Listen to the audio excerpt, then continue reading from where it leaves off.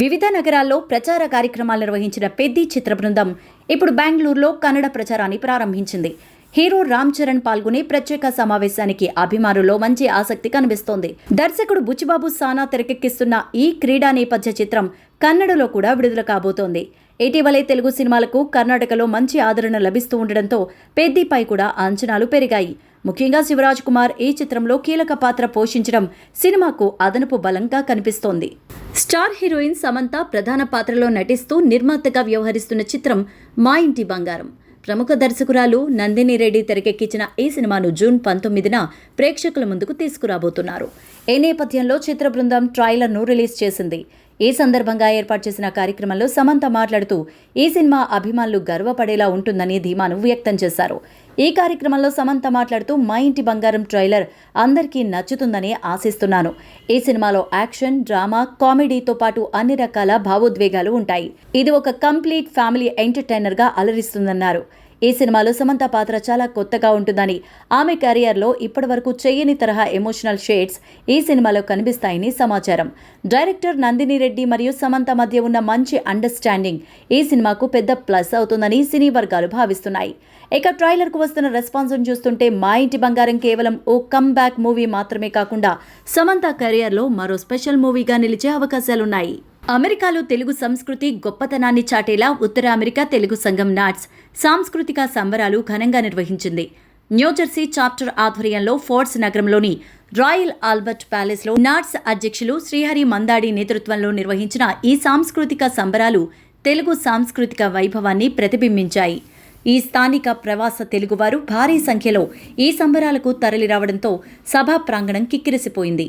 ఇటీవలే పద్మ పురస్కారాలు వరించిన ప్రముఖ చలనచిత్ర నటులు డాక్టర్ మాగంటి మురళీమోహన్, అంతర్జాతీయ ప్రఖ్యాతిగాంచిన క్యాన్సర్ వైద్య నిపుణులు డాక్టర్ దత్తాత్రేయుడు నోరీలను నాట్స్ నాయకులు కిషోర్ కంచర్ల, శ్రీహరి మందాడి, ప్రశాంత్ పిన్నమనేని, మోహన్ కృష్ణ మన్నవ, సామ్ మద్దాలి, అరుణ గంటి, రాజల్లాడ, బిందు యలమంచిలి, టిపి రావు, శ్యామ్ నాళం, శ్రీనివాస్ మెంటా, శ్రీనివాస్ భీమినేని, హరినాథ్ బుంగుటావుల, కిరణ్ మందడి, మురళీ మేడిచెర్ల తదితరులు ఈ సంబరాల వేదికలపై ఘనంగా సత్కరించారు.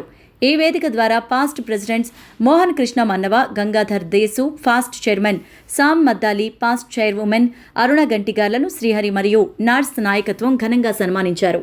భారతదేశ ప్రధానమంత్రిగా నరేంద్ర మోదీ 12 ఏళ్ల పదవీ కాలాన్ని పూర్తి చేసుకున్నారు. ఆయన సరిగ్గా 12 సంవత్సరాల క్రితం 2014 మే 26వ తేదీన తొలిసారిగా ప్రధానిగా బాధ్యతలు స్వీకరించారు. మంగళవారంతో 12 ఏళ్లు పూర్తయ్యాయి. ఈ సందర్భంగా మోదీకి బీజేపీ నేతలు అభినందనలు తెలియజేశారు.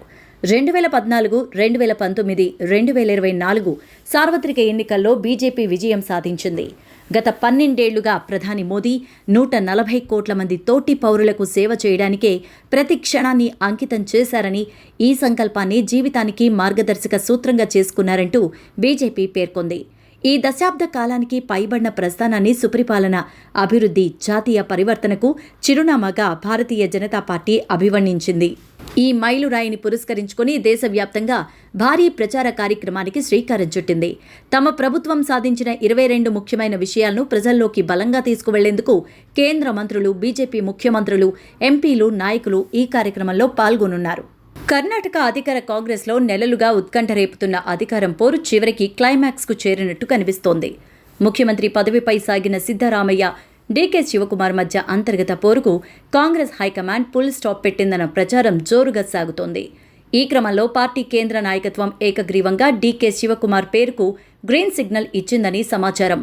రాష్ట్రంలో ట్రబుల్ షూటర్గా పేరు తెచ్చుకున్న డీకేకు పార్టీ పగ్గాలు అప్పగిస్తే రాబోయే కాలంలో పార్టీ మరింత బలోపేతమవుతుందని హైకమాండ్ భావిస్తున్నట్టు రాజకీయ విశ్లేషకులు అభిప్రాయపడుతున్నారు. ప్రస్తుతం సీఎంగా ఉన్న సిద్ధరామయ్య రాజీనామాకు సిద్ధమవుతున్నారని, ఆయనకు రాజ్యసభ సీటుతో పాటు జాతీయ రాజకీయాల్లో కీలక పాత్ర ఆఫర్ చేసినట్టు తెలుస్తోంది. ఇప్పటికే తన అనుచరులతో చర్చించిన ఆయన హైకమాండ్ నిర్ణయానికే కట్టుబడి ఉంటా అని చెప్పినట్టు సమాచారం. కుదిరితే ఈ రోజే లేదంటే గురువారం ఆయన రాజీనామా చేసే అవకాశాలపై ఊహాగానాలు జోరందుకున్నాయి.